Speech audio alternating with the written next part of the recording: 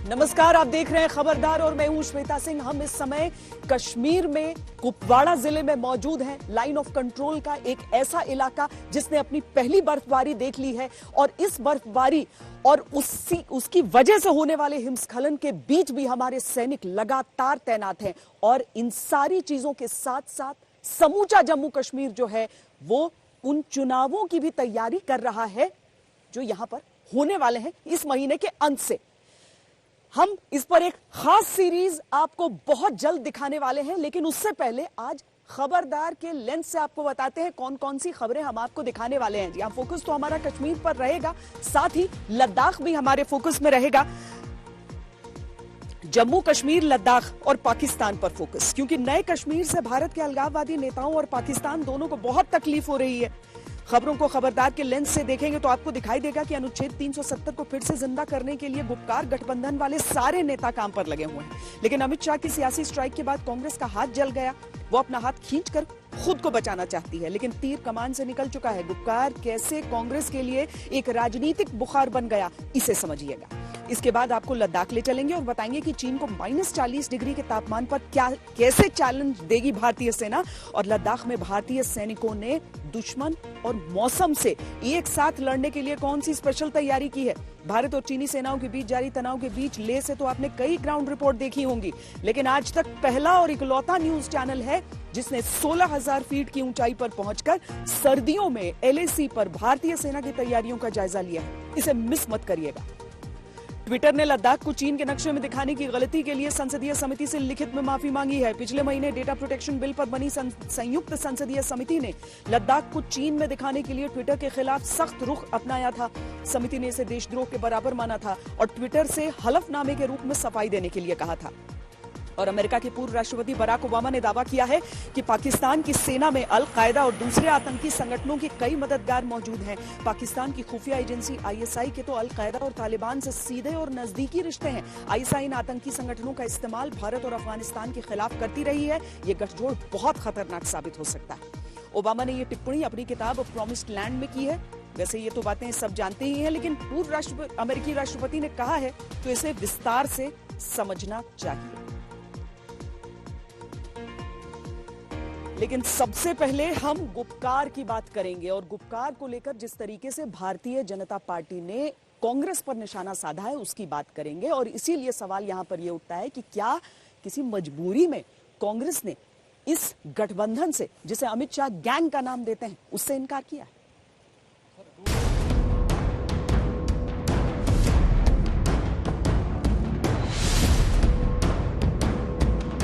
गुपकार गठबंधन सोनिया गांधी और राहुल गांधी की नई टेंशन है। गृह मंत्री अमित शाह के हमलों में फंसी कांग्रेस ने तुरंत सफाई तो दे दी, गुपकार गठबंधन का हिस्सा होने से इनकार कर दिया। लेकिन ये सफाई किसी को समझ में नहीं आ रही, क्योंकि ये बात किसी से छिपी भी नहीं है कि गुपकार वालों के साथ कांग्रेस का हाथ पहले से था। 370 पर फैसले से पहले 4 अगस्त 2019 को गुपकार डिक्लेरेशन हुआ था। इस डिक्लेरेशन में कश्मीर की बड़ी पार्टियों के साथ कांग्रेस का भी समर्थन था। इसमें इन पार्टियों का भी संकल्प था कि कश्मीर के विशेष राज्य का दर्जा बदलने नहीं देंगे। एक साल बाद अनुच्छेद 370 को वापस लाने के मकसद से ही गुपकार गठबंधन बनाया गया। ये गुपकार गठबंधन कश्मीर में आने वाले DDC चुनाव भी मिलकर लड़ रहा है। अगेन अपना डबल फेस दिखा रहा है, अपना डबल फोर्क टंग दिखा रहा है। पहले गुपकार गुट का बिल्कुल हिस्सा रहा है कांग्रेस पार्टी। जब ये गुपकार गुट बनी थी उस मीटिंग में कांग्रेस के भी प्रतिनिधि जाकर मीर साहब वगैरह जाके बैठे थे। अब क्योंकि उनको ध्यान में आया कि घाटी में तो कुछ मिलना नहीं है, जो भी मिलना है जम्मू में है, जम्मू में कुछ वोट मिलना है तो जाके अगर गुपकार गुट के साथ बैठेगा तो जम्मू में उनका नामो निशान नहीं रहेगा। इसलिए अपने राजनीतिक स्वार्थ के लिए आज दूसरी प्रकार की बातें बोल रहे हैं कि हम गुपकार गुट के नहीं है, हम अलग है वगैरह वगैरह। पर बिल्कुल गुपकार गुट ने जो अभी तक जो स्टैंड लेकर काम किया था उसमें कांग्रेस लगातार भागीदार रही है अभी तक। गुपकार गठबंधन पर कांग्रेस इसलिए फंस गई है क्योंकि एक तरफ कश्मीर में उसके नेता गुपकार वालों के साथ दिखते हैं, गुपकार गठबंधन के कर्ता धर्ताओं से मिलते हैं, उनकी बैठकों में जाते हैं। लेकिन दूसरी तरफ जब गृह मंत्री ने तीखे हमले किए, सोनिया गांधी और राहुल गांधी से जवाब मांग लिया, तो तुरंत कांग्रेस ने गुपकार गठबंधन से किनारा कर लिया। बीजेपी के हमलों पर कांग्रेस ने सफाई दी थी कि वो गुपकार गठबंधन का हिस्सा नहीं है और वो कश्मीर में टीडीसी का चुनाव बीजेपी को बेनकाब करने के लिए लड़ रहे हैं। लेकिन अब कांग्रेस पर खुद गुपकार गठबंधन वाले निशाना साध रहे हैं और ये एक तरह से बता रहे हैं कि कांग्रेस गुपकार गठबंधन के साथ थी लेकिन मजबूरी में अब इनकार कर रही है। इसे आप महबूबा मुफ्ती के इस ट्वीट से समझिए। बीजेपी के दुष्प्रचार के सामने कांग्रेस डिफेंसिव हो गई। बीजेपी जिस झूठ का प्रचार करती है और वो जो एजेंडा तय करती है वो कांग्रेस को भी उसी लाइन पर चलने के लिए मजबूर कर देती है। इसी वजह से देश में मजबूत विपक्ष नहीं है और हम ऐसे दौर में आ गए हैं जहां संवैधानिक अधिकार मांगना भी एंटी नेशनल है। अब गुपकार गठबंधन भले ही ऐसी बातें करे लेकिन महबूबा मुफ्ती की तिरंगे के अपमान वाली बात और फारूक अब्दुल्ला की चीन से मदद लेने वाली बात, ये देश विरोधी बातें कोई सहन नहीं कर सकता। बीजेपी इसी पर हमलावर है और इसमें कांग्रेस को भी लपेट लिया है। श्री फारूक अब्दुल्ला जी इन्होंने बहुत स्पष्ट शब्दों में ये कहा कि हम चीन की मदद लेकर 370 धारा को बहाल करेंगे। इस देश के अंदर इतने बड़े नेता चीन की मदद से हमारे जम्मू कश्मीर को 370 धारा के अधीन करने की बात करते हैं, लेकिन ऐसे फारूक अब्दुल्ला जी जिस गुपकर के अभिभावक है, जिस गुपकर के नेता है, उसके साथ कांग्रेस ने हाथ मिलाया है। साथ साथ महबूबा मुफ्ती। बीजेपी के इन्हीं हमलों ने कांग्रेस को परेशान कर दिया है, इसीलिए वो गुपकार गठबंधन से अपना हाथ खींच रही है। लेकिन कश्मीर में डिस्ट्रिक्ट डेवलपमेंट काउंसिल के चुनाव को ध्यान में रखकर कांग्रेस गुपकार गठबंधन वाली पार्टियों से पूरी तरह से नाता तोड़ना भी नहीं चाहती, इसीलिए वो बीजेपी के हमलों पर उसे कोस रही है। इलेक्टोरल अलायंस हो गया, डीडी से इलेक्शन हो गए, हमने कहा सब मिलके लड़ेंगे, तो उसमें कोई हर्ज, दे शुड वेलकम इट। तो वो क्यों इसकी ये मुखालिफ अलायंस में है नहीं है? हम तो इलेक्टोरल अलायंस में हैं उनके साथ, इसमें कोई शक नहीं, तो हम तो पीछे नहीं हटेंगे। उसके लिए हम क्या एंटी नेशनल हो गए? उसके लिए हम पाकिस्तानी हो गए? उसके हम सेपरेटिस्ट हो गए? जब आपके साथ एनसी है तब तो ठीक है, जब आपके साथ पीडीपी है तो तब तो भी फिर ठीक है, जब आपके साथ वो नहीं है तो वो एंटी नेशनल हो गए, वो सेपरेटिस्ट हो गए, वो पाकिस्तानी हो गए, फिर कांग्रेस का नाम भी लेते हैं। कांग्रेस के स्थानीय नेता गुपकार गठबंधन के साथ दिख रहे हैं। उनका मानना है कि अगर कश्मीर में राजनीतिक प्रक्रिया आगे बढ़ रही है, वहां पर लोकल चुनाव हो रहे हैं, सभी पार्टियां इसमें हिस्सा ले रही हैं, तो बीजेपी को इसका स्वागत करना चाहिए था। लेकिन बीजेपी उल्टे हमले कर रही है और इस पर देशद्रोही का ठप्पा लगाने में लगी है। आज तक ब्यूरो। कश्मीर में अधिकतर इलाकों में 0 से नीचे तापमान जा रहा है, जहां पर हम खड़े हैं वहां पर भी। लेकिन ये जो तापमान है वो चुनावों के कारण और गुपकार का ये जो मुद्दा उठाया जा रहा है इस गठबंधन का, उस कारण गर्मी हर तरफ है। कांग्रेस पर जिस तरीके से गृह मंत्री अमित शाह ने कल निशाना साधा था, उसके बाद कांग्रेस पर ये जो सियासी स्ट्राइक हुई उसे जवाब देना ही पड़ा। अब राम माधव से हमने इस पर खास बातचीत की है, जरा सुनिए। आपकी पार्टी के निशाने पे लगातार गुपकार गैंग कहा जा रहा है उनको, एक नया जो गठबंधन बना है उनका ये कहना है धारा 370 की वापसी होनी चाहिए जम्मू कश्मीर के अंदर। तो आप, और वो कह रहे हैं कि इसमें चीन भी इंटरवीन करे, विदेशी ताकतें कहा जा रहा है आपकी पार्टी की तरफ से कि इंटरवीन करें। किस ढंग से देखते हैं पूरा, जो कि कह रहे हैं धारा 370 की बहाली वहां? मैं इसको गुपकार ग्रुप कहूंगा।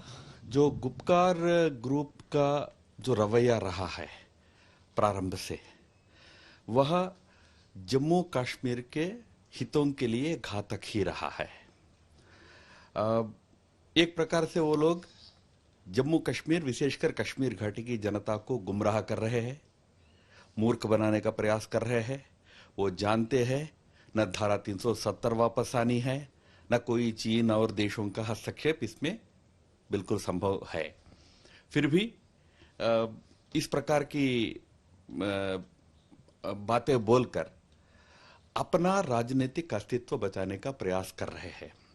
मुख्य बात जो गुपकार ग्रुप के नेताओं के सामने मुख्य समस्या इस समय ये है कि वो थरोली डिस्क्रेडिटेड है कश्मीर में, और अपना राजनीतिक अस्तित्व को बचाने के चक्कर में अनेक प्रकार की बातें वो कह रहे हैं। हमें लगता है कि जैसा कल गृहमंत्री जी ने भी कहा कि वहां की जनता के हितों की रक्षा के लिए जो कदम भारत सरकार ने उठाई है उसका जरूर राज्य की जनता स्वागत करेगी। ये जो अपने राजनीतिक अस्तित्व की लड़ाई जो लड़ रहे हैं ना, इन पर तो ना जनता का भरोसा रहने वाला है। अब तो देखिए कितने सोमरसाल्ट्स किए हैं। पहले बोलते थे कि हमको इलेक्शन में लड़ना नहीं है, हमको जब तक फ्लैग वापस नहीं आएगा, राज्य का झंडा नहीं आएगा, तब तक राष्ट्रीय ध्वज को भी, राष्ट्र ध्वज को भी हम मानेंगे नहीं, इस प्रकार के बयान देते थे। महबूबा ने तो यही कहा है कि मैं तिरंगा बाद में है, पहले मेरे लिए जम्मू कश्मीर का है, मैं तिरंगा को भी नहीं मानूंगी जब तक जम्मू कश्मीर का झंडा वापस नहीं होगा। ना, बिल्कुल इस प्रकार की बातें ये सब कहते थे। ये सभी अपने अस्तित्व को बचाने के चक्कर में करने वाली बातें थी और राज्य की जनता इस जो दुगलियापन है, ये डबल फेस है, इसको अच्छी तरह समझ लेगी, मुझे पूरा विश्वास है। लेकिन महबूबा ने यह भी कहा है कि अगर अमित शाह का जो बयान था उसके ऊपर निशाना साधा है, उन्होंने उनका जवाब दिया है, कहा है कि अगर हम बात करते हैं तो हम एंटी नेशनल हो गए, अमित शाह या बीजेपी कोई बात करती है तो नेशनल हो गए। ये क्या रवैया है बीजेपी? राष्ट्र ध्वज को नहीं उठाऊंगी ये कहना, यानी एक प्रकार से राष्ट्र ध्वज उठाना, नेशनल फ्लैग उठाना कोई मेहरबानी हो, इस प्रकार का सोच रखना ये नितांत गलत है। तो इस दृष्टि से उनका जो रवैया रहा है वह देश का सम्मान और देश की एकता अखंडता के लिए विरोध में ही रहा है महबूबा जी का। बट इस समय इंटरेस्टिंग बात यह है कि ये सब स्टैंड लेते लेते आज वही गुपकार गुट इस स्थान पर आकर खड़ा है कि वो अब चुनाव भी लड़ेंगे, है ना, हमारे संवैधानिक व्यवस्थाओं को भी मानेंगे। उस दृष्टि से देखा जाए तो मैं ये मोदी जी और अमित शाह जी का विजय मानता हूं। देखिए, राजनीति करने को अमूमन गलत माना जाता है, खराब माना जाता है, लेकिन यहां पर अच्छी चीज ये हो रही है कि इस तरह की बयानबाजी के बीच, इस तरह के इल्जामों के बीच राजनीतिक हलचल कम से कम कश्मीर में नजर आ रही है। धारा 370 हटने के बाद जिन पार्टियों ने यह कहा था कि वो जब तक इसे बहाल नहीं किया जाएगा तब तक चुनाव ही नहीं लड़ेंगे, वो डीडीसी चुनाव लड़ रहे हैं। बहुत सारे निर्दलीय जो हैं वो सामने आकर लड़ रहे हैं। इसका सीधा सीधा मतलब ये हो जाता है कि वो बंटवारे वाली राजनीति हार रही है और भारत का लोकतंत्र जीत रहा है।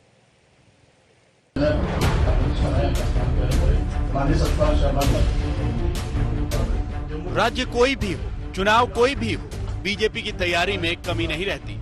दिल्ली से बीजेपी की टीम जम्मू पहुंच गई, जहां 1 दिसंबर से डिस्ट्रिक्ट डेवलपमेंट काउंसिल के चुनाव होने हैं और चुनावी एजेंडा तो बीजेपी ने गुपकार गठबंधन पर तीखे हमले करके सेट कर ही दिया है।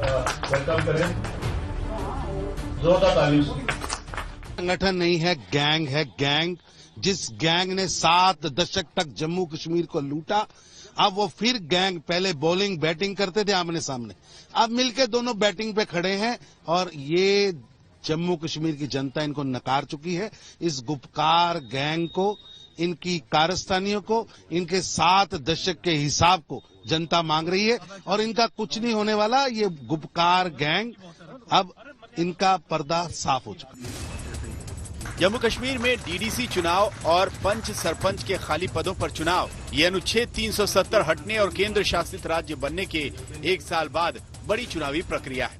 और इन चुनावों में दिलचस्पी इसलिए भी आ गई है क्योंकि 370 वापस लाने के मकसद से बने गुपकार गठबंधन ने पीपल्स अलायंस बनाकर इन चुनावों में हिस्सा लेने का ऐलान कर दिया। अमित शाह साहब, you have lost the elections in Kashmir before you have fought it. वो इसलिए क्योंकि आज जम्मू और कश्मीर के हिंदू, मुसलमान, सिख, ईसाई, बौद्ध, जितने भी हमारे पंडित, पहाड़ी, गुजर, उनने ये फैसला कर लिया है कि आपने जो 2019 5 अगस्त को हमारे कॉन्स्टिट्यूशन को तार-तार कर दिया, हमारे तशक्कुस को, हमारी बका को, उनने फैसला कर दिया है कि अब हम आपको करारा जवाब देंगे। और आज तक जो हमने इलेक्शंस लड़े हैं वो तो within the constitutional framework of India ही लड़े हैं। अब अगर उनकी अलायंस चल रही है बाहर, एनडीए किसको कहते हैं, वो भी एक अलायंस है ना, अब हम उनको गैंग कहेंगे? Is it fair? ये बात मुझे उनकी सही नहीं लगता है। मुझे नहीं लगता है ये वो जो कोई भी ये बात कह रहा है गुपकार गैंग के बारे में, ये सही नहीं कह रहे हैं, ये बिल्कुल गलत कह रहे हैं। गुपकार अलायंस का कहना है कि जम्मू कश्मीर की पार्टियां एक साथ आ गई इसीलिए बीजेपी घबरा गई और गुपकार अलायंस पर हमला करने लगी। लेकिन वो बीजेपी को इन चुनाव में खुला मैदान नहीं देंगे और चुनाव में मिलकर बीजेपी को बेनकाब करेंगे। लेकिन सबसे बड़ी परेशानी कांग्रेस की है, जो गुपकार से अपने रिश्तों पर सफाई देती फिर रही है। पार्टी जो जमात देश में, हमारे देश में पाकिस्तान की बात करे, कश्मीर की किसी इंटरनेशनल बात करे, कांग्रेस कभी उसके साथ नहीं है। जनरल बात मैं कह रहा हूं, मैं इस पर्टिकुलर अलायंस के बारे में नहीं कह रहा। हमने केवल इतना किया है कि कहीं कहीं जो लाइक माइंडेड पार्टीज हैं उनके साथ हमारी सीट एडजस्टमेंट हुई है। इस राजनीतिक टकराव में कश्मीर की राजनीति में बड़ी हलचल मच गई, जो राजनीति पिछले 1 साल से ठप थी। लेकिन इसमें ज्यादा नजर अब्दुल्ला परिवार और महबूबा मुफ्ती पर है, जो 370 हटने के बाद अपनी राजनीतिक जमीन फिर से तलाश रहे हैं। जम्मू से सुनील जी भट्ट के साथ आज तक ब्यूरो। लद्दाख में एलएसी पर सर्दियों की शुरुआत हो चुकी है।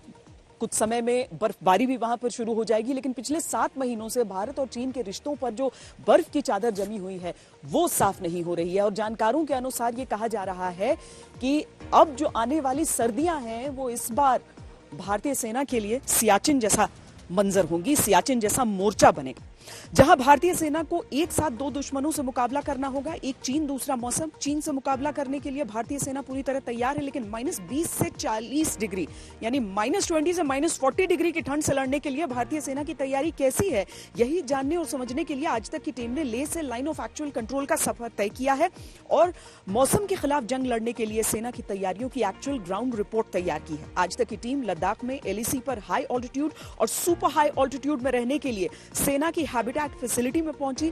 भारत और चीन की सेनाओं के बीच जारी तनाव के बीच लेह से आपने कई ग्राउंड रिपोर्ट्स देखी होंगी, लेकिन आज तक पहला और इकलौता न्यूज चैनल है जिसने 16,000 फीट की ऊंचाई पर पहुंचकर सर्दियों में एलएसी पर भारतीय सेना की तैयारियों का जायजा लिया।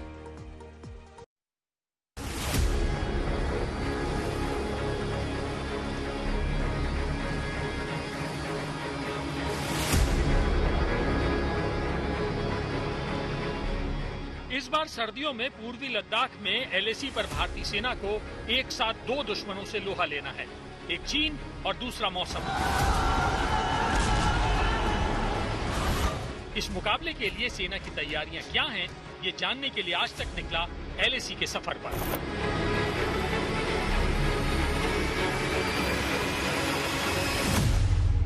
आज तक पहला चैनल है जो लाइन ऑफ एक्चुअल कंट्रोल पर पहुंचकर आपको जमीनी हकीकत से रूबरू करवाएगा। लेह से 250 किलोमीटर का सफर तय करते हुए हम चूमर देमचौक इलाके में पहुंच रहे हैं, जो लाइन ऑफ कंट्रोल से लगा हुआ इलाका है, जहां पर भारतीय और चीनी सेनाएं आमने।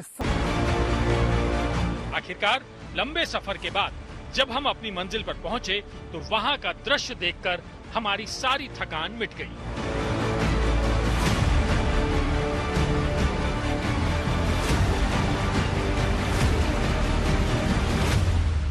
यहाँ 14,000 से ज्यादा की ऊंचाई पर जो हालात यहाँ पर हैं, खासतौर से सर्दियां आने वाली हैं, 0 से 20 डिग्री का तापमान यहाँ पर होगा। उससे निपटने के लिए सैनिकों के लिए ये प्री फैब्रिकेटेड हट्स तैयार किए गए हैं, जिससे आने वाले दिनों की जो तैयारी है दुश्मन के खिलाफ, उसको यहाँ पर उसका मुकाबला किया जा सके। हम आपको ये भी दिखाएंगे कि किस तरह से ये प्री फैब्रिकेटेड हट्स बनाए गए हैं, उनके अंदर किस तरह से 0 से 20 डिग्री के तापमान में हमारे जवान रह सकें, उस तरह के सुविधाएं वहां पर दी गई हैं। लद्दाख में चीन पर चौकस निगाह रखने वाले भारतीय सैनिकों को ठंड से बचाने वाले सुरक्षा कवच बनकर तैयार हैं। पूर्वी लद्दाख में एलएसी पर इस बार सर्दियों में 50,000 भारतीय सैनिक तैनात हैं। जवानों के लिए हालात आसान करने के लिए उनके रहने की सुविधाओं को अपग्रेड किया गया है, जिसकी तस्वीरें और वीडियो भारतीय सेना ने आज सोशल मीडिया पर जारी की है। लेकिन आज तक पहला और इकलौता न्यूज चैनल है जो भारतीय सेना की इस फैसिलिटी तक पहुंचा है। दुश्मन से मुकाबला करना है तो हर तरह से हथियार से लेकर रहने खाने की जो तैयारी है वो मुकम्मल होनी चाहिए, और इसीलिए यहाँ पर युद्ध स्तर पर पहली बार आवाज तक पर देख रहे हैं किस तरह से यहाँ चूमर जो देमचौक का इलाका है, 14,000 15,000 फीट की ऊंचाई पर यहाँ पर जवान तैनात हैं। इस युद्ध के क्षेत्र में भारतीय सेना न सिर्फ हथियार, टैंक, बीएमपी जैसे बड़े हथियारों की को लेकर चाक चौबंद है, लेकिन जवानों की तैयारी यानी कि अब एक लंबी लड़ाई, चीन के साथ एक लंबी लड़ाई की तैयारी को लेकर भी यहाँ पर भारतीय सेना पूरी तरह से तैयार है। -20 से -40 डिग्री की हड्डियां तक जमा देने वाली ठंड में भारतीय सैनिकों का हौसला और शरीर गर्म रखने के लिए एलएसी पर ये स्मार्ट कैंप बनकर तैयार है, जिसमें 14,000 फीट की ऊंचाई पर बिजली, पानी जैसी आधारभूत सुविधाएं तो हैं ही, बल्कि ऐसी सुविधाएं भी हैं जो -20 डिग्री की ठंड में भी जवानों को 15 डिग्री तापमान में रहने का अनुभव करवाएंगी। इस तरह के ये बेड बनाए गए हैं जहां पर 2 जवान आराम कर सकते हैं, सो सकते हैं। इसके साथ ही यहाँ पर जब तापमान 0 से 40 डिग्री या उससे नीचे होगा, उसके लिए ये हीटिंग सिस्टम यहाँ पर लगाए गए हैं जो तेल से जलेंगे और उसके बाद पूरा जो एरिया होगा वो गर्म हो जाएगा। इस तरह के हीटिंग सिस्टम हर 2 बेड के बाद लगाए गए हैं, जैसा कि हम आपको दिखा रहे हैं। और यहाँ पर इस तरह से जवान अपने ड्यूटी के दौरान मुश्किल हालात में यहाँ पर तैनात होंगे। इसके साथ ही ये कुछ और हट्स हैं जहाँ पर जो रोजमर्रा की सुविधाएं होती हैं वो तैयार की गई हैं। खाने पीने के लिए भी जो सुविधाएं हैं उनका भी यहाँ पर ध्यान रखा गया है। तो एक तरह से कोशिश ये की गई है कि मुश्किल हालात जरूर हो, लेकिन यहाँ पर न सिर्फ हथियार बल्कि राशन, उनके टेंटेज, अगर हम स्लीपिंग बैग की बात करें, अच्छी क्वालिटी के स्लीपिंग बैग, उनके लिए जैकेट्स, हर तरह के कपड़े, हर तरह की सुविधा यहाँ पर मौजूद हो। जैसे कि आप देख रहे हैं, हम कोर ऑफ इंजीनियर के सोल्जर्स विंटर हैबिटेट बनाने के काम में जुड़े हुए थे। इस कार्य में हमने लेटेस्ट टेक्नोलॉजी को इस्तेमाल करते हुए जवान के रहने के जगह, बाथरूम का फैसिलिटीज और हीटिंग अरेंजमेंट का इंतजाम किया गया है। हमारे इस शेल्टर्स कस्टम मेड है, जो कि ये क्योंकि एरेक्टेबल है और कंटेनराइज्ड शेल्टर्स है, जिसको लगाने में बहुत इजी है। और ये जो शेल्टर्स प्री फैब्रिकेटेड है, इसलिए इसके निर्माण में बहुत कम मात्रा में सीमेंट और सैंड का इस्तेमाल हुआ है। -20 से 40 डिग्री की ठंड से लड़ाई में आसानी से जीत दिलाने के लिए ये हैबिटेट फैसिलिटी भारतीय सैनिकों की वो सुरक्षा कवच है जिन्हें बर्फीली हवाएं नहीं चीर सकती। और जहां तक चीनी सेना की बात है, तो उसके मंसूबों को ठंडा करने के लिए भी भारतीय सेना की तैयारियों में कोई कमी नहीं है। इसमें कोई शक नहीं है कि लद्दाख की सर्दी सख्त और कड़ी है, और इसमें भी कोई शक नहीं है कि हम इस कठिन और सख्त सर्दी के लिए तैयार हैं। कन्वेंशनल शेल्टर्स, बैरल शेल्टर्स, पोटा कैबिन्स और कंटेनर्स, जहां जहां इनकी जरूरत है, इन्हें वहां पहुंचाया जा चुका है। लद्दाख में एलएसी पर इस बार की सर्दियों में काफी गर्म हवाएं चलने का पूर्वानुमान है, लेकिन भारतीय सेना की तैयारी पूरी है। ठंड और चीन दोनों दुश्मनों से एक साथ भारतीय सैनिक मुकाबला करेंगे, वो भी बड़े आराम से। पूर्वी लद्दाख में सीधे एलएसी से मंजीत नेगी, आज तक। तो एक तरफ लद्दाख में एलएसी का मोर्चा है जहां भारतीय सेना तैनात है, लेकिन भारतीय सेना को इसकी आदत है। भारतीय सेना इतने सालों से पाकिस्तान जैसे दुश्मन के सामने, जिस जगह पर मैं खड़ी हूं, यहां पर इस इलाके में तापमान जो है लगभग -8 डिग्री तक इस समय है। और यहां भी भारतीय सेना के जो जवान हैं लगातार तैनात रहते हैं। सामने से पाकिस्तान की ओर से जो सीज फायर वायलेशन होता है, रुक रुक कर आप वो गोलाबारी सुन सकते हैं, क्योंकि एलओसी पर हर एक सेक्टर में इस तरह की खबरें आम हैं। पिछले कुछ समय में, खासकर 370 हटने के बाद, तो यहां पर सीज फायर वायलेशन की अति कर दी है पाकिस्तान ने। लेकिन हम एलएसी की जानकारी आपको दे रहे हैं और हम कुछ और बातें आपको यहां पर बताते हैं, क्योंकि पिछले 7 महीनों में डिसएंगेजमेंट की कोशिशें कई बार हुई हैं, लेकिन अभी तक उस हिसाब से आगे कोई कदम बढ़ता हुआ नजर नहीं आया है। भारत की ओर से कोशिशें लगातार जारी हैं। आपको हम डिसएंगेजमेंट को लेकर जो 3 चरणों में पूरा करने की योजना इस बार तैयार की गई है, उसके बारे में भी विस्तार से समझाते हैं। पहले चरण में टैंक और अन्य हथियार बंद वाहनों को दोनों तरफ फ्रंटलाइन से पीछे हटाया जाएगा, सैनिकों की संख्या को कम किया जाएगा। दूसरे चरण में चीन के सैनिक फिंगर 4 को खाली करके फिंगर 8 के पीछे अपनी पुरानी स्थिति में लौटेंगे, जबकि भारतीय सैनिक फिंगर 2 के पास धन सिंह थापा पोस्ट तक वापस लौटेंगे। तीसरे और अंतिम चरण से दोनों सेनाएं पेंगोंग झील के दक्षिणी किनारे के साथ एलएसी पर अपने अपने स्थान से पीछे हटेंगी। इसमें चुशूल और रिजांगला इलाके की पहाड़ी चोटियां शामिल हैं। यानी आखिरकार भारत की कूटनीति और सैन्य तैयारियों के दबाव में चीन झुकता हुआ दिख रहा है। हालांकि पिछले अनुभवों के आधार पर भारत अब चीन पर भरोसा करने के मूड में नहीं है। वैसे भी डिसएंगेजमेंट की इस प्रक्रिया को पूरे होने में समय लगेगा। ऐसे में एलएसी पर भारतीय सेना ने नई और आधुनिक फैसिलिटी तैयार की है, अपने पोजीशन को मजबूत किया है और इसी की एक्सक्लूसिव ग्राउंड रिपोर्ट हमने आज आपको दिखाई। तो एक तरफ हमारे जो सैनिक हैं वो अपने प्राणों को दांव पर लगाकर और रक्षा करते हैं इन सरहदों की, लेकिन ट्विटर जैसी जो वेबसाइट्स होती हैं, जैसे ऐप्स होते हैं, उनके लिए इन सरहदों का मोल क्या है वो उसे तब पता चला होगा जब लिखित तौर पर उसे हिंदुस्तान से माफी मांगनी पड़ी। ट्विटर ने नक्शे में लेह लद्दाख का जो पूरा इलाका है उसे चीन का इलाका दिखा दिया। हम आपको बताते हैं कि दरअसल हुआ क्या और किस तरीके से ट्विटर को यह समझाया गया कि उसकी हद क्या है। लेह लद्दाख पर ट्विटर की अकल ठिकाने आई, आप इसे समझिए। उससे पहले नए बने केंद्र शासित प्रदेश लद्दाख का आधिकारिक नक्शा देख लीजिए। आर्टिकल 370 के खात्मे के साथ ही भारतीय संसद में केंद्र शासित प्रदेश लद्दाख के गठन का प्रस्ताव पास हुआ था।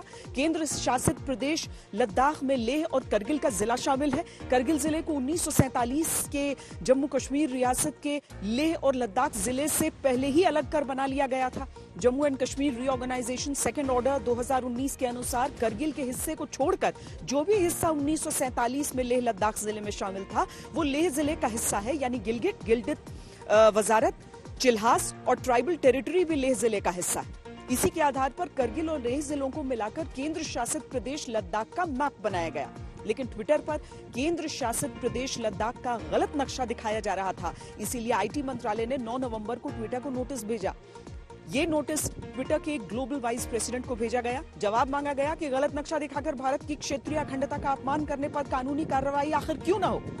केंद्र शासित प्रदेश लद्दाख को चीन का हिस्सा दिखाने वाली ट्विटर की गलती पर सबसे पहले ट्विटर के सीईओ जैक डोर्से को आईटी मंत्रालय ने चिट्ठी लिखी थी। इसके बाद ट्विटर ने लद्दाख को चीन का हिस्सा दिखाना तो बंद कर दिया, लेकिन उसे पहले की तरह जम्मू कश्मीर का हिस्सा दिखाता रहा। ट्विटर ने अब भारतीय संसद की पर्सनल डेटा प्रोटेक्शन पर बनी समिति से लिखित माफी मांगी है और भरोसा दिलाया है कि 30 नवंबर तक सभी गड़बड़ियां दूर कर ली जाएंगी।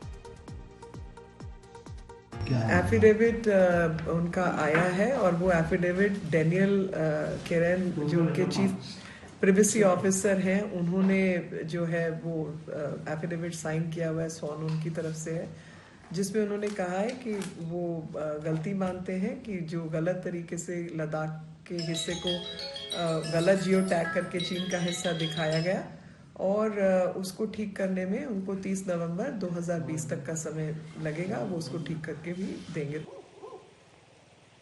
और अब अमेरिका के पूर्व राष्ट्रपति बराक ओबामा की वो किताब, उस किताब का जिक्र करते हैं जिससे हर रोज कोई न कोई नया तूफान खड़ा हो जाता है। लेकिन इस बार बराक ओबामा की किताब का यह हिस्सा पाकिस्तान के आतंक चरित्र का पर्दाफाश कर रहा है।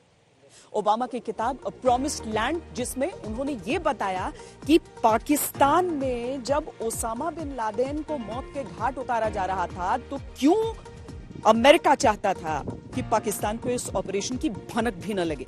उनकी किताब में लिखा है कि ये ओपन सीक्रेट था कि सेना और खासकर उसकी खुफिया सर्विस में कुछ लोग तालिबान और शायद अलकायदा से संबंध रखते थे।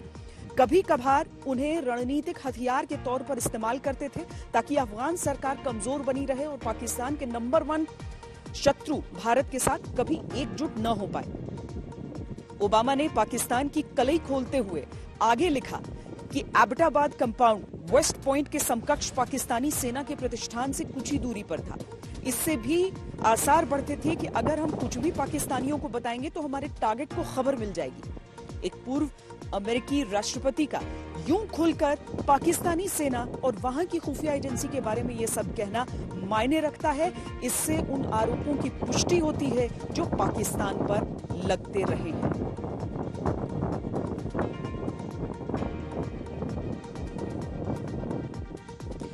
वैसे बराक ओबामा ने किताब में लिखा है कि जब पाकिस्तान के तत्कालीन राष्ट्रपति आसिफ अली जरदारी को उन्होंने ओसामा बिन लादेन के मारे जाने की सूचना दी तो उन्होंने बधाई दी और समर्थन किया। ओबामा ने किताब में यह खुलासा भी किया है कि तत्कालीन अमेरिकी विदेश मंत्री हिलरी क्लिंटन और उपराष्ट्रपति जो बाइडेन, जो अब अमेरिका के राष्ट्रपति बनने जा रहे हैं, उन्होंने नाकामी की आशंका जताते हुए पाकिस्तान में यह ऑपरेशन नहीं करने की सलाह दी थी। किताब में ओबामा ने लिखा है कि जो बाइडेन रेड के खिलाफ थे। उनका कहना था कि नाकामी के बड़े खामियाजे की आशंका की वजह से मुझे अब तक निर्णय रोकना चाहिए जब तक खुफिया एजेंसी और आश्वस्त न हो जाए कि कंपाउंड में बिन लादेन है। बराक ओबामा के ये सारे जो खुलासे हैं वो कभी भारत में सियासी भूचाल लाते हैं, लेकिन पाकिस्तान के इस आतंक चरित्र के बारे में जितना कुछ बराक ओबामा ने इसमें लिखा है वो पाकिस्तान को एक बार फिर अंतर्राष्ट्रीय पटल पर एक्सपोज करता है। कोरोना की वजह से जो लॉकडाउन हुआ उसका सबसे बड़ा असर अर्थव्यवस्था पर देखने के लिए मिला था।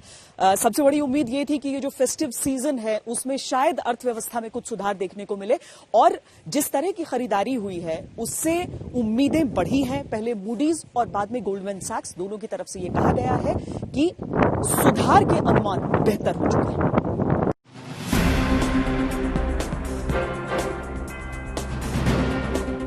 भारतीय अर्थव्यवस्था को फेस्टिव सीजन और वैक्सीन के आने के ऐलान से बड़ा फायदा मिला है। मूडीज के बाद अब गोल्डमैन सैक्स ने भी भारतीय अर्थव्यवस्था की स्पीड बढ़ने का अनुमान जताया है। गोल्डमैन सैक्स ने पहले के -14.8% गिरावट के अनुमान में सुधार करते हुए जीडीपी के -10.3 रहने की उम्मीद जताई है। इसके पहले मूडीज ने भी जीडीपी में गिरावट का अनुमान -9.6% से घटाकर -8.9% कर दिया था। लेकिन असली उत्साह तो गोल्डमैन सैक्स की रिपोर्ट ने अगले साल के लिए लगाया है। इस रिपोर्ट में दावा किया गया है कि 2021-22 में जीडीपी में 13% सुधार आने का अनुमान है। इसके पहले सितंबर में गोल्डमैन सैक्स ने भी अगले साल के लिए भारत की जीडीपी में 10.9% सुधार होने की उम्मीद जताई थी। रेटिंग एजेंसी गोल्डमैन सैक्स का कहना है कि अगले साल भारतीय अर्थव्यवस्था दुनिया में सबसे तेजी से ग्रोथ करेगी। इसी भरोसे के आधार पर पीएमबी दुनिया भर के निवेशकों को भारत आने का न्योता दे रही है। If you are looking to invest in urbanization, India has exciting opportunities for you. If you are looking to invest in mobility, India has exciting opportunities for you. If you are looking to invest in innovation, India has exciting opportunities for you. If you are looking to invest sustainable solutions, India has exciting opportunities for you. These opportunities come along with a vibrant democracy, a business-friendly climate. इस बीच festive season में अर्थव्यवस्था को जो सहारा मिला था वो त्योहारी season बीतने के पहले ही स्थिर होता दिख रहा है। हर एक हफ्ते के आर्थिक गतिविधियों को ट्रैक करने वाली एजेंसी नोमुरा का इंडेक्स NRBRI 15 नवंबर को खत्म हफ्ते में मामूली गिरावट के साथ 85.3% पर आ गया है। इसके पहले हफ्ते में NIBRI 85.8 पर था। इसके साथ ही मजदूरों की भागीदारी भी 40.2% से घटकर 39.5% रह गई है। बिजली की डिमांड भी 8 नवंबर को खत्म हफ्ते में जहां 8.7% बढ़ी थी, वहीं 15 नवंबर को खत्म हफ्ते में ये 5.6% कम हो गई। हालांकि गूगल के तमाम इंडिकेटर्स अभी भी माहौल में जोश को बनाए रखे हुए हैं। गूगल के वर्कप्लेस, रिक्रिएशन और मोबिलिटी इंडेक्स में लगातार तेजी जारी है। बीते हफ्ते वित्त मंत्री ने भी राहत पैकेज के ऐलान के वक्त इकोनॉमी में तेजी आने का दावा किया था। The expectation earlier was that it will be probably in the fourth quarter that we will reach that kind of a number, but RBI predicts probably that will happen even in the Q3. You also seen that several prominent economists have been writing as to what is the nature of this rebound, and it is just not due to pent-up demand. It's a sustainable, strong economic growth that which is being read by many economists who have been writing. 2020-21 के financial year में India की GDP विश्व के मुकाबले सबसे ज़्यादा तेज़ी से ग्रो करेगी। 2020 पिछले फाइनेंशियल ईयर के मुकाबले अगले फाइनेंशियल ईयर में जो गिरावट देखने को मिलेगी वो 10.3 के आसपास होगी, जो कि पिछले अनुमान से बेहतर होगी। तो ये इंक्रीज इन जीडीपी या जीडीपी के सुधार की वजह से legal fraternity, law firms, legal काम, इन सबको भी फायदा पहुंचेगा। ऐसे में अगर ये सिलसिला लगातार जारी रहा तो फिर इस साल और सुधार के साथ अगले साल रिकॉर्ड रफ्तार से जीडीपी को बढ़ने से कोई नहीं रोक सकता। ब्यूरो रिपोर्ट, आज तक। कोरोना से बचने के लिए सबसे बड़ी चीज कही जाती है सोशल डिस्टेंसिंग, यानी दूरी रखिए। तो लॉकडाउन के बाद से जब से ई कॉमर्स घर घर में डिलीवरी करने लगा, उसके बाद से तो लोगों ने ऑनलाइन शॉपिंग खूब की, लेकिन फेस्टिव सीजन में तो ई कॉमर्स ने सारे रिकॉर्ड ही तोड़ दिए।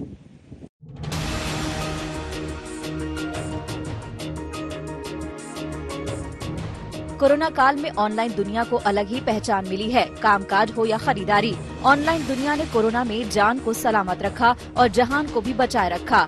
अब जब घर के भीतर से कामकाज होगा तो फिर खरीदारी भी वहीं से होगी। ऐसा होगा तो बिक्री के मामले में बाजारों से होने वाली शॉपिंग को तो ई कॉमर्स पीछे छोड़ ही देगा। यही वजह रही कि इस बार फेस्टिव सीजन में ई कॉमर्स से होने वाली खरीदारी ने नए रिकॉर्ड बना दिए हैं।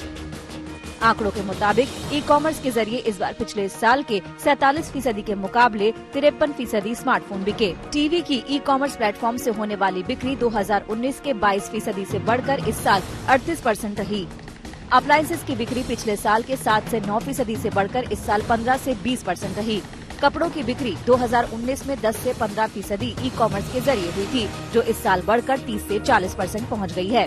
FMCG की बिक्री बीते साल ई कॉमर्स के जरिए 2 से 3% हुई थी, जबकि इस साल 5 से 6% बिक्री हुई है। इस साल तो कोरोना काल में वैसे ही ई कॉमर्स खरीदारों की पहली पसंद बना हुआ था, लेकिन फेस्टिव सीजन में तो इसने कमाल ही कर दिया। जुलाई सितंबर तिमाही के मुकाबले अक्टूबर में शुरू हुई तिमाही में ई कॉमर्स की बिक्री 10% बढ़ गई है। नवरात्र से शुरू हुआ ये सिलसिला दशहरा, करवा चौथ, दिवाली से होता हुआ भाई दूज तक जबरदस्त बिक्री का मौका बना रहा। LG, Samsung, HUL, ITC, Apple, Reliance retail, Aditya Birla fashion और अरविंद मिल्स जैसी कंपनियां भी ई कॉमर्स बिक्री में बढ़ोतरी की तस्दीक कर रही हैं। अगर कंपनियों के रेवेन्यू के हिसाब से बात करें तो फिर ई कॉमर्स सेल्स ने कई नए रिकॉर्ड कायम करने में इन कंपनियों को मदद की है। ITC की कुल बिक्री में ई कॉमर्स का योगदान 7 से 8% से बढ़कर 15% हो गया। LG की ई कॉमर्स बिक्री तो कुछ कैटेगरीज में 200% तक बढ़ गई है। एप्पल की ई कॉमर्स बिक्री 10% बढ़कर 40% हो गई है। अब बहस इस बात की छिड़ गई है कि क्या ई कॉमर्स के जरिए होने वाली बिक्री में बढ़ोतरी केवल कोरोना की वजह से है या फिर ये इसी तरह आगे भी जारी रहेगी। इस पर दो मत हैं। एक पक्ष का कहना है कि केवल महामारी का असर है, जबकि एक पक्ष का दावा है कि शिफ्ट परमानेंट है। ग्राहकों की माने तो फिर ई कॉमर्स उन्हें कई तरह की खरीदारी में बेहतर विकल्प नजर आता है। ई कॉमर्स से हमें फ़ायदा तो काफ़ी है, दोनों तरह की बातें हैं, एडवांटेजेस भी हैं, डिसएडवांटेजेस भी हैं। जैसे आजकल कोरोना का टाइम है, बाहर नहीं जा सकते हैं, तो ई कॉमर्सिंग के ज़रिए हम काफ़ी सामान घर में मंगा सकते हैं। लेकिन उसमें भी अगर हम कपड़े मंगाते हैं, जैसे कई बार होता है, क्वालिटी जो दिखाई देती है वो क्वालिटी हमें नहीं मिल रही है, साइज़ डिफरेंट आ रहा है, कलर कॉम्बिनेशन वगैरह जो पिक्चर में है वो एक्चुअली नहीं होता। यानी अगर ग्राहकों को क्वालिटी और सर्विस से कंपनियां संतुष्ट कर सकती हैं, तो फिर ये तेजी जारी रहेगी। वैसे भी अभी तक तेजी की वजह अमेज़न और फ्लिपकार्ट तक सीमित है। कंपनियों के खुद के ऑनलाइन स्टोर्स ग्राहकों को लुभाने में कारगर साबित नहीं हो पाए हैं। अगर ऑनलाइन स्टोर्स भी चल निकले तो फिर जरूर ऑनलाइन शॉपिंग अपना जलवा हमेशा के लिए बिखेरने में कामयाब रहेगी। ब्यूरो रिपोर्ट, आज तक।